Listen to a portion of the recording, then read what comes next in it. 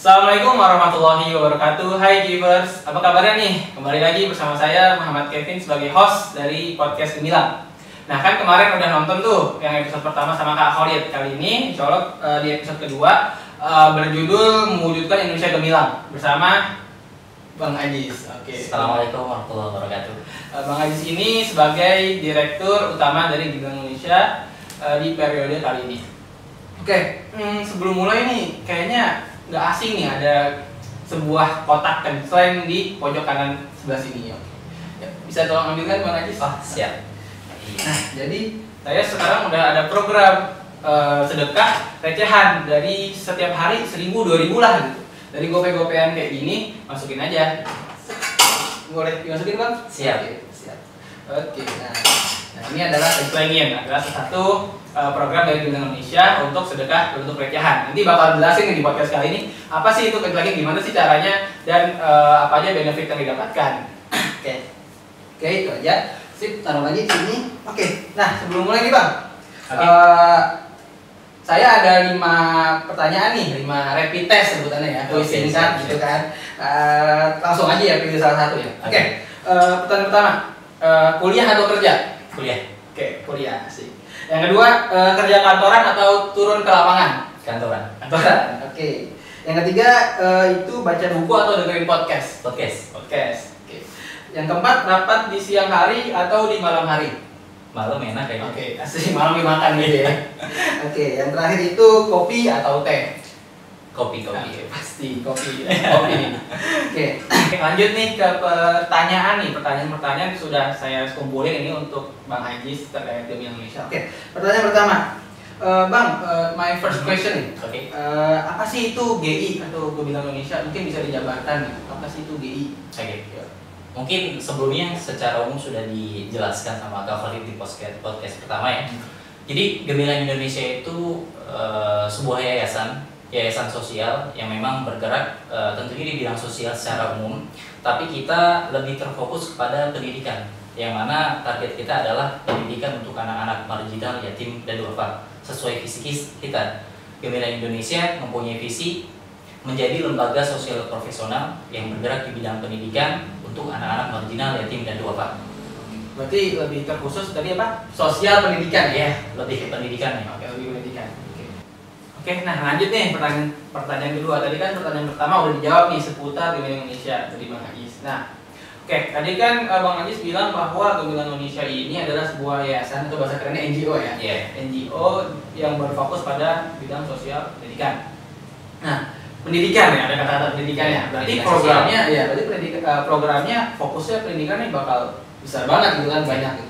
Nah, mungkin bisa nggak nih Bang ceritain sedikit atau bahkan detail mengenai program-program pendidikan yang ada di Gemilang Indonesia? Oke, menarik. Berbicara dengan pendidikan ini sebenarnya kan nggak terfokus pada satu ya. Jadi luas tentang pendidikan ini. Ada pendidikan untuk guru-guru, kemudian untuk anak-anak sendiri, bahkan pendidikan non formal. Untuk saat ini, alhamdulillah kita punya beberapa program pendidikannya. Pertama itu ada PAUD, pendidikan usia dini, yang alhamdulillah untuk saat ini ada 31 penerima manfaat atau adik-adik yang memang sekolah di PAUD kita. Ada di Jakarta sendiri yang memang di kantor kita di pusat office kita. Kemudian juga ada di Parung, selaku mitra kita juga. Kemudian ada Quranic School. Quranic School ini semacam program SD yang memang nanti akan berafiliasi dengan sekolah master untuk mendapatkan ijazah resmi kejar paket. Nantinya akan bersinambungan sama program kejar paket itu sendiri. Untuk IS baru ada di Jakarta dengan siswa 10 orang. Kemudian juga ada rumah Quran. Rumah Quran ini boleh ada foto bentar nggak? Oke. Tadi kan ada QS tuh ya, Quranic School. Berarti dia SD. Ada pelajaran Qurannya juga di situ. Ada. Oh, berarti mereka selain mempelajari pelajaran umum yang dimana apa SD negeri gitu, tapi belajar juga Al-Quran. Ya. Jadi sedikit saya tambahin. Oke. Jadi Quranic School ini memang kan setara dengan SD, tapi memang sesuai namanya Quranic School. Kita tanamkan beberapa metode-metode Quran di dalamnya, sehingga memang kedepannya itu lebih berfokus kepada pendidikan karakter anak-anak itu sendiri, karena memang sasaran penerima manfaat di Quranic School itu anak-anak lapak pemulung. Oh, berarti mereka hidup di jalan gitu ya. Kita kasih istilahnya akhlak ya, pendidikan akhlak dengan Al-Quran tersebut. Oke. Mungkin bisa dilanjutin lagi Bang tadi. Oke, selanjutnya rumah Quran. Oke. Rumah Quran itu alhamdulillah saat ini kita punya 278 penerima manfaat dengan lokasi di pusat sendiri, di Jakarta sendiri, sama Solo. Solo. Oh, berarti ada dua. Ada dua. Jakarta Dan tapi Solo. di kantornya juga enggak ya? Iya, di wilayah pusatnya sendiri. Dan satu lagi di Solo. Di Solo. Jauh. Luas juga ya Ya, cakupannya. alhamdulillah mitra kita ada di sana. Kemudian yang selanjutnya ada bimbel. Bimbel ini kita punya 53 penerima manfaat. Dan bimbel ada di Jakarta, di Jogja, kemudian ada di Rangkas Bitung di Banten Selatan. Kalau teman-teman tahu itu ada wisata Baduy. Nah, tidak jauh dari sana, sekitar 1 kilometer kurang lebih jaraknya. Bimbel kita di sana. Berarti kan dekat dengan pemukiman Baduy Ya.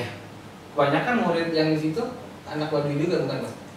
Sebenarnya kalau misalkan dikatakan anak Baduy tidak, tapi memang pola pikir mereka hampir sama dengan orang-orang Baduy di sekitar ini.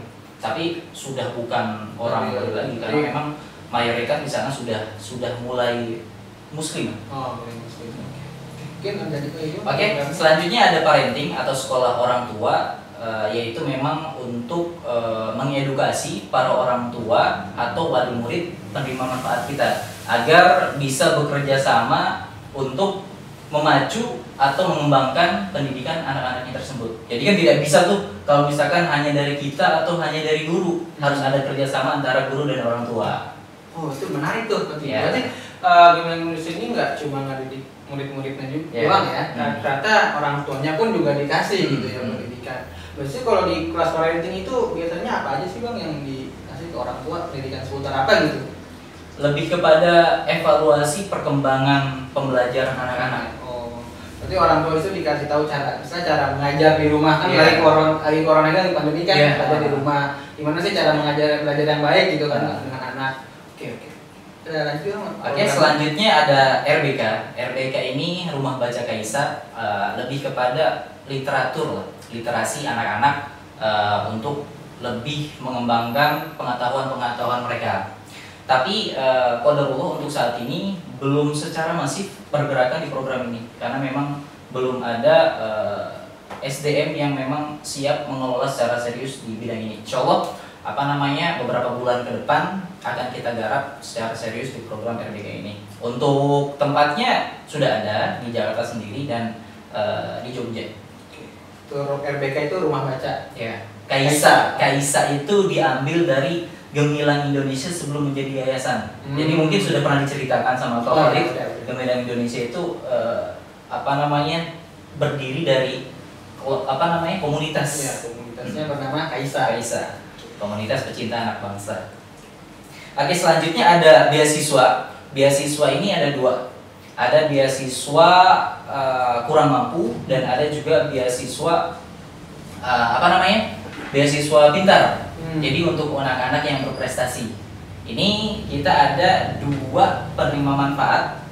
Pertama di Jakarta, yang satu di Jawa Timur. Berarti beasiswa ini perorangan ya? Perorangan. Jatuhnya perorangan. Nah, ada selanjutnya kejar paket yang tadi Quranic School berafiliasi dengan master namanya, bukan nama programnya.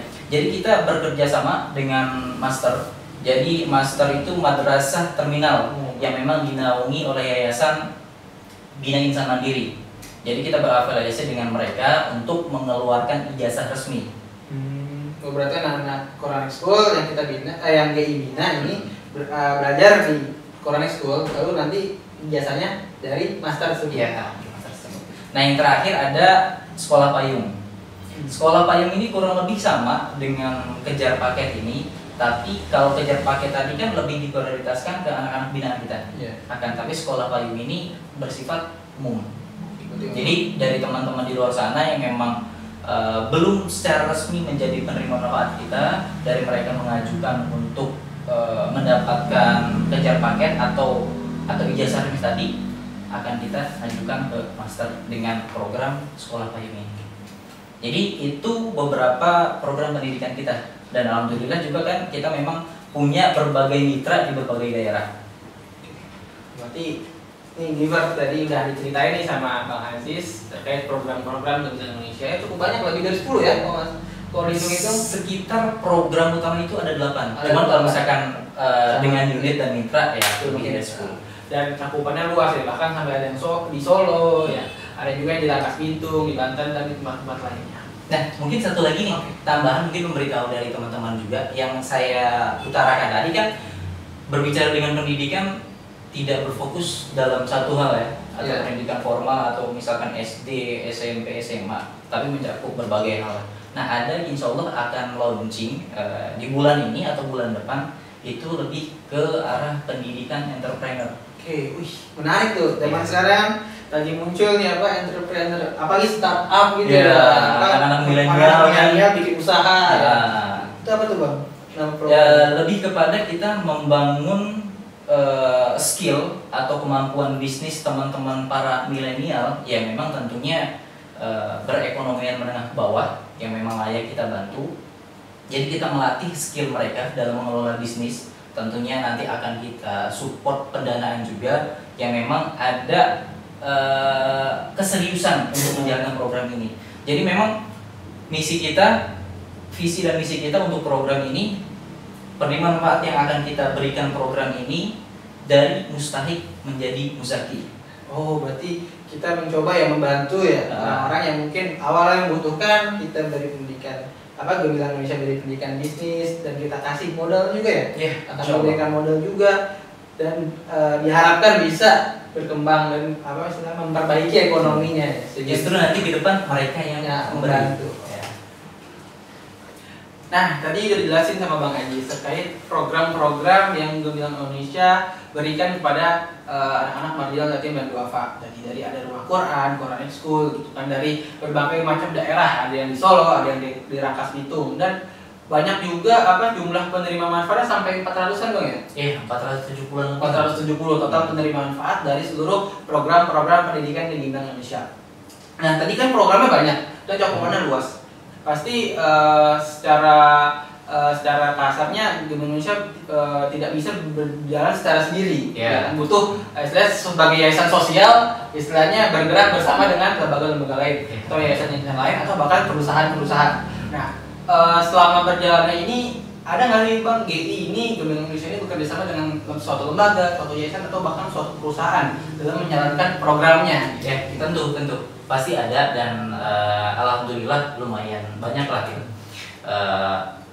Pertama, kita pernah kerjasama dengan Rumah Belajar Bahasa Melodi yang ada di Kemang, kemudian ada AIS, Australian Independent School, kemudian ada MIS, Mentari International School, kemudian juga ada Bina Insan Mandiri yang memang master tadi, masih terminal yang memang dinaungi Yayasan Bina Insan Mandiri. Kemudian ada Kocak, Komunitas Mencerdaskan Anak Bangsa, kemudian atau Kocak Komunitas Mencerdaskan Anak. Ada juga FOI, Food of Bank Indonesia, Food Bank of Indonesia. Kemudian di perusahaan kita juga kerjasama sama platform crowdfunding. Ada Kita Bisa. Alhamdulillah kemarin Kita Bisa.com. Kemarin kita kerjasama dalam program pembangunan saung gemilang. Jadi ada pembangunan saung di Rangkas Banten Selatan sana yang memang dekat Baduy, ada pembangunan saung gemilang di sana. Alhamdulillah kita disupport dan akan diiklankan di platform Kita Bisa itu sendiri. Berarti kita bekerja sama dengan Kita Bisa juga ya dalam membuat campaign tersebut.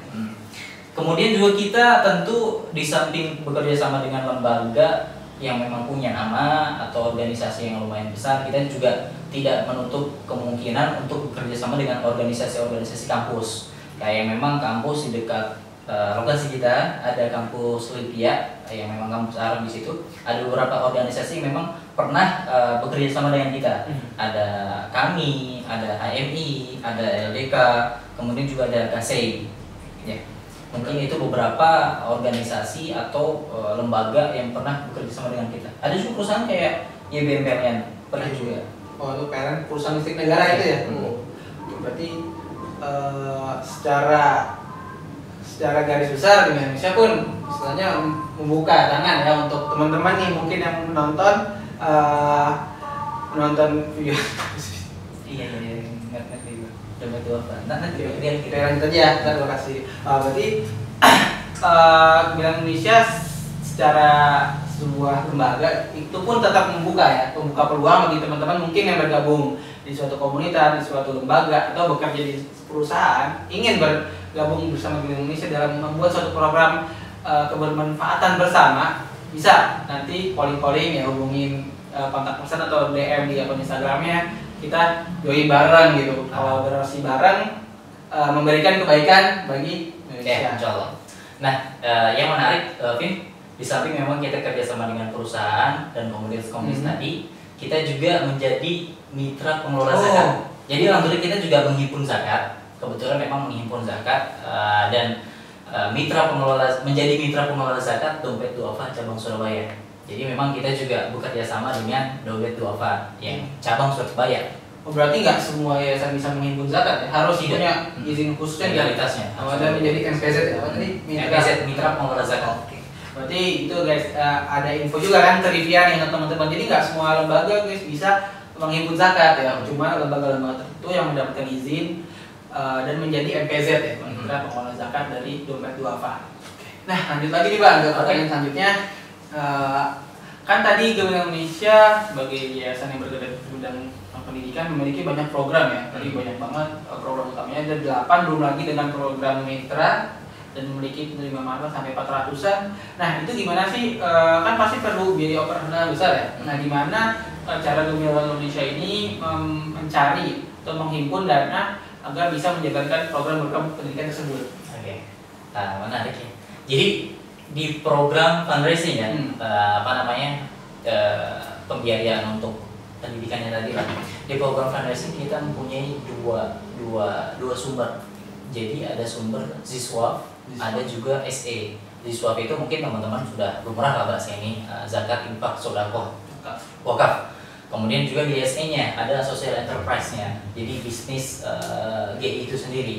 Nah, di Ziswaf kita punya ada nama programnya yang di depan teman-teman semua nih, kencelengin. Jadi tinggal naruh receh atau 1000-an, 5000. Tapi bukan hanya receh aja, 100.000 juga ditaruh apa? Boleh juga Mas. Boleh juga. Kencelengin itu lebih kepada sayang gitu loh. Mubazir banget kalau misalkan kadang kita juga kan anak-anak kos, anak-anak kontrakan, ada receh kembalian taruh tiba-tiba hilang ke saku. Ya memang gak ada harganya gitu loh. Tapi memang kalau misalkan kita kumpulkan satu segini aja nih, satu receh. Coba misalkan paling sedikit itu terkumpul 30.000 dikali 100, udah berapa? Ini bermanfaat banget untuk orang yang memang membutuhkan gitu loh. Terutama memang anak-anak yang memang butuh banget untuk pendidikan mereka yang tentunya kan memang perlu biaya gitu. Ya memang kan mereka juga secara gratis sekolah digital, tapi kita juga untuk mensupport kesuksesan program tersebut harus butuh biaya ya. Salah satunya yang selain ini tadi. Kemudian juga ada Dota namanya. Oh, Dota. Nama game itu. Bukan game. Dota itu Dota dan Donita, lebih kepada kayak Juliet dan Romeo ya. Oh, Juliet Romeo. Itu apa tuh? Nah, Dota itu donatur tetap dan Donita itu donatur tidak tetap atau sedekah. Oh, biasa. Lebih pada sedekah. Akan tapi bedanya antara Dota dan Donita, Dota itu memang secara kontrak. Jadi contohnya misalkan Kevin ingin menjadi donatur tetap kita, jadi 6 bulan itu ada kontrak sama kita. Nanti setiap bulannya itu ada reminder dari penanggung jawabnya tersebut. Kak, sudah waktunya untuk berdonasi, jadi mengingatkan untuk berbagi kebaikan dan Kevin sendiri sadar, saya belum berbagi kebaikan nih. Jadi ada kontrak di situ. Selama 6 bulan. Adapun Donita ya tidak terikat kontrak, ya sesukanya aja, mau memang setiap bulan atau memang 2 bulan sekali ya terserah. Tapi yang perlu diingat, Dota itu ada kontrak, bukan berarti kontrak mengikat ada punishment atau apa gitu. Itu untuk sekedar formalitas lah. Ya agar ini ya selalu terjadwal ya, selalu ingat dan sehingga nggak lupa itu sedekah bulan ini gitu kan. Jadi sebagai orang yang berdonasi pun dia setiap bulan ada donasinya gitu ya. Kemudian lanjut mungkin Ya, boleh. ada Digfund. Oke. Digfund ini digital fundraising yang memang kita ketahui kan memang udah masuk era 4.0 kan, bahkan mau running ke 5 ya. Jadi memang nggak luput kita juga bergerak di digital. Jadi lebih kepada menyasar campaign-campaign digital atau menyasar kepada crowdfunding. Jadi crowdfundingnya lebih kepada digital yang memang ya kita ketahui lah kita iklankan juga campaign-campaign beberapa program kita di Facebook Ads, Instagram Ads yang memang yang kita bekerja sama dengan platform crowdfunding tadi kitabisa.com, kita juga menghimpun di sana. Kemudian ada zakat yang memang kita menjadi MPZ-nya Dompet Duafa Surabaya yang saya jelaskan tadi ya. Nah, di samping tadi ada Ziswaf, kita juga punya SE, Social Enterprise-nya, memang bisnis kita. Yaitu pertama ada CC, Clothes for Charity, dengan nama tokonya itu Charity Store. CS. Itu seperti apa sih? Jadi ada simbiosis mutualisme dari program ini. Jadi kita tuh menjadi wadah untuk teman-teman di luar sana yang memang mempunyai baju yang memang masih bagus, masih layak pakai, tapi sudah tidak dipakai lagi gitu, udah nggak digunakan lagi. Ya. Jadi kan sayang kalau misalkan numpuk di lemari atau misalkan mau dibuang, menemukan rumah dan dibuang kan jadi sampah banget yang tidak mudah diurai gitu kan. Jadi kita menjadi wadah itu. Nah nanti sumbangan-sumbangan itu akan kita sortir mana yang layak untuk dijual. Nah hasil dari penjualannya itu untuk biaya tadi, biaya pendidikan anak-anak tadi. Berarti Clothes for Charity itu menghimpun ya, menghimpun baju-baju donasi baju yang masih layak pakai, baru nanti dijual di tokonya. Dan hasilnya 100% akan digunakan untuk operasional pendidikan. Dan menarik, harganya kita kasih murah banget. Dari mulai 5.000. Oh, 5.000 dapat baju. 5.000 buat baju. Jarang-jarang tuh givers yang nonton nih. Mungkin kalau pengen nyari baju murah, apa sebutannya bahasa Inggrisnya thrift shop ya? Thrifting kan lagi trending tuh. Baju-baju bagus, masih bagus, mungkin nggak rusak gitu. Harganya start dari 5.000. Dari mulai 5.000.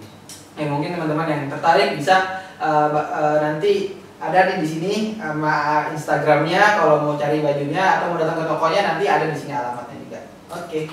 Ya, dan mungkin satu hal sih yang harus di garis bawahi, mungkin teman-teman berpikiran terus gimana dong untuk baju-baju yang nggak kejual, jadi tetap aja dong jadi sampah segala macam. Nah ini menarik, kita juga punya program mengolah limbah. Yang nantinya dari baju-baju donasi ini yang memang tidak terjual atau bahkan kadang kita nggak tahu ya, mungkin teman-teman di sana mungkin keselip atau apa, memang baju itu udah nggak layak gitu, udah nggak layak dijual atau nggak layak dipakai, jadi udah robek-robek, udah kusut segala macam. Jadi nanti kita akan mengolah limbah baju bekas ini, kita akan olah menjadi kayak keset, yang memang tentunya akan diolah kembali, bukan baju jadi keset langsung. Jadi kita olah lagi lah. Dibuat jadi kain dulu, nanti dibuat lagi jadi kerajinan dari kain tersebut. Ya intinya akan diolah lah baju-baju bekas ini, bukan hanya keset aja. Ada berbagai produk yang insya Allah akan kita launching. Oke. Ada lagi? Kemudian ada kita juga di SE ada menjadi drop Wahana dan Lazada. Jadi drop on point-nya Wahana dan Lazada. Kemudian ada satu lagi, ada program BNC. Oh ya, apa tuh BNC? BNC ini Business and Charity. Jadi lebih kepada sasarannya para pelaku UMKM yang mana nanti akan kita pasarkan produk-produk mereka, yang akan kita labelkan memang produk-produk mereka dengan label donasi. Jadi dari keuntungan penjualan mereka, berapa persennya akan dialokasikan ke GI yang memang untuk biaya pendidikan anak-anak tadi. Berarti ini menargetkan pemilik usaha ya? Iya. Jadi mungkin givers nih teman-teman yang nonton sekarang mungkin memiliki bisnis atau sedang ingin membangun bisnis tapi pengen juga gitu bersedekah secara otomatis ya istilahnya ya. Bisa bergabung dengan Business and Charity. Jadi program ini gimana mungkin salah satu paketnya itu setiap keuntungan ya, mungkin ngambil dari setiap barang yang terjual itu otomatis donasi 1.000. Jadi ada labelnya kan ketika membeli berarti berdonasi. dan akan dibantu juga ya kita pasarkan dari marketingnya gitu kan, bakal di share di teman-teman media Indonesia. So kita simbiosis mutualisme ya, saling bantu. Ada lagi bang fundraising? Mungkin itu aja ya. Oke. Untuk apa namanya program-program fundraising di Gemilang Indonesia itu sendiri.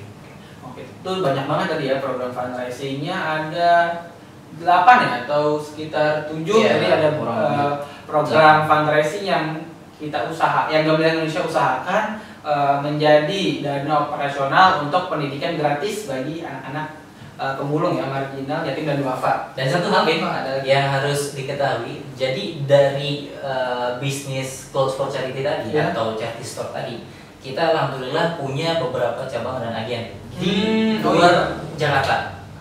Berarti nggak cuma jual di Jakarta? Nggak cuma di Jakarta, ada di Bandung, Jogja, itu menjadi cabang. Ya. Kemudian juga di Bali, Lombok, cabang juga. Udah nyampe Bali dan Lombok, alhamdulillah ya. Kemudian juga ada di Serang di Banten, itu agen kita di sana. Kemudian ada di Bekasi, insya Allah akan running juga di Malang. Dan insya Allah mungkin bagi teman-teman yang siap menjadi agen atau cabang CFC itu sendiri, bisa kontak kita. Iya, jadi kalau nggak salah dengarnya ini tanpa modal ya, nggak perlu. Ada. Jadi kan di CFC ini ada beberapa paket bisnis ya, cabang, mitra atau agen, yang terakhir itu Jutamo.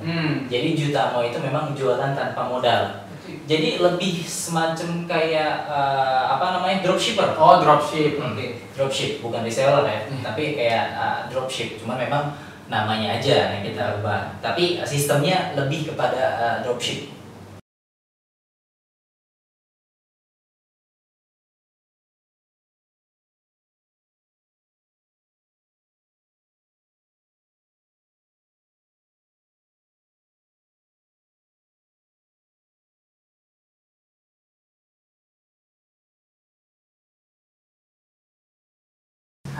Tadi udah kita ngobrol berat ya seputar Gemilang Indonesia, seputar programnya, bahkan sampai fundraisingnya. Nah, kita ke segmen terakhir nih. Kita bakal ngobrol-ngobrol bukan lebih ke GI-nya, bukan lebih ke Gemilang Indonesia, tapi lebih ke diri Bang Aji sebagai Direktur Utama Gemilang Indonesia. Waduh.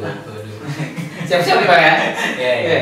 Pertanyaan pertama nih, sejak kapan Bang bergabung dengan Gemilang Indonesia? Dan gimana sih kok bisa tahu Gemilang Indonesia, dari mana, dan perjalanannya sehingga bisa mendaftar dan menjadi relawan di Gemilang Indonesia ini? Oke, menarik. Jadi sebelumnya mungkin Anda ucapin terima kasih ya buat guru dan sahabat Anda sendiri, Ustadz Gunawan. Jadi Anda tahu adanya Gemilang Indonesia itu dari beliau. Jadi selembaran broadcast gitu lah. Yang menarik, Anda masuk di Gemilang Indonesia itu justru awalnya bukan dari relawan. Dari guru rumah Quran, masya Allah. Berarti sebelumnya itu guru kan? Iya, guru rumah Quran sendiri, guru rumah Quran Gemilang Indonesia itu sendiri. Jadi selebaran dari beliau, Anda daftar. Kebetulan yang memang menginterview Anda itu Kak Khalid sendiri. Kak Khalid yang di kemarin sebelumnya ini ya. Kemarin, yang memang founder GI itu sendiri. Diinterview sama beliau sama yang menjadi Direktur Pendidikan sekarang, Mbak Hamidah. Ya, singkat cerita, alhamdulillah kepilihlah menjadi RK yang memang nggak nyangka gitu loh, bisa kepilih jadi guru Quran di Gemilang Indonesia tahun awal 2018. Berarti dari awalnya jadi guru. Ustadz Gun ini salah satu guru di RK Solo ya? Bukan, Ustadz Gunawan ini sebenarnya guru di luar, ya memang jadi teman dan sahabat Anda juga lah. Memang pada waktu itu Anda sempat jawab beliau tuh, Set, ada ini nggak ngajar-ngajar nggak gitu, atau kegiatan-kegiatan lah buat ngisi aktivitas, buat ngisi kegiatan. Nah, dari semenjak guru itu qadarullah Ane belum sempat melanjutkan lebih lama lagi menjadi guru Quran di Quranic School itu, di rumah Quran itu sendiri. Hanya sekitar 1 semester, 6 bulan. Setelah itu memang mau keluar karena bener-bener belum tahu di dalamnya gitu seperti apa gitu. Hanya lingkup programnya aja. Setelah itu ada program social project di Pandeglang, Banten. Kebetulan kan memang Ane juga orang Banten. Iya. Jadi mungkin ditarik sama teman-teman GI, sama teman-teman relawan GI untuk ikut gitu. Oke lah, ikut deh. Ikut di sana dan di situ mulai terasa, mulai tertarik, ada daya tarik bahwasanya kayaknya ini deh tempat gue. Gitu. Kayaknya ini deh. Jadi karena di dalamnya itu memang rasa kekeluargaannya ada dapat dan yang memang lebih menariknya itu ketika memang terjun di dunia marginal itu loh, di anak-anak marginal, ketemu sama orang-orang yang memang bener-bener susah, bener-bener membutuhkan, di samping memang Ane sendiri bersyukur Ane masih seperti ini gitu. Disitulah ada daya tarik yang memang kayaknya Ane harus lanjut di GI, jadi lanjut lagi menjadi relawan. Dan akhirnya sekarang jadi direktur. Alhamdulillah, qadarullah. Nah ini dia juga pertanyaan yang mungkin agak ringan aja ya. Kan saat bergabung itu apa sih harapan nanti Bang untuk perkembangan diri Bang Ajis itu sendiri dan mungkin perkembangan untuk pendidikan Indonesia? Mungkin apa sih yang ada di pikiran Bang Ajis itu sebelum bergabung gitu? Saya ingin berkembang seperti ini, saya ingin berkembang seperti itu. Mungkin bisa diceritain Bang. Nah, oke. Sebenarnya di kita kembali ke pertanyaan awal kita tadi itu sekitar games tadi ya. Yeah. Kenapa Ane memilih kuliah daripada kerja? Lebih kepada kalau misalkan kita kuliah itu kan kalau cuma monoton kuliah sebenarnya kurang juga untuk kedepannya, untuk membangun relasi dan hal lainnya. Makanya di situ harapan Ane masuk organisasi atau misalkan entah itu organisasi nirlaba atau memang organisasi pergerakan mahasiswa, yang penting masuk untuk mendapatkan pengalaman itu. Goalsnya adalah untuk diri pribadi, untuk tentunya untuk meningkatkan skill, relasi, kenalan, keluarga baru, dan ya banyak hal lainnya lah yang bisa kita dapat ketika memang kita terjun di dunia organisasi pergerakan atau organisasi yayasan sosial kayak gitu.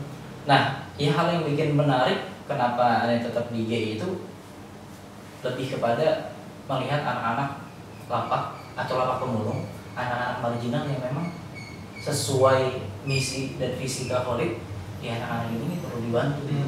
Memang pendidikan mereka tidak terekspos oleh orang luar, bahkan pemerintah sendiri pun tidak menyoroti, ya entah gitu loh. Mungkin memang kurangnya media yang memang meliput mereka, mengangkat mereka, maka itulah salah satu adanya GI itu untuk menjadi jembatan antara pemerintah atau stakeholder atau orang-orang di luar sana dengan anak-anak ini, sehingga memang bisa dibantu lah ke depannya.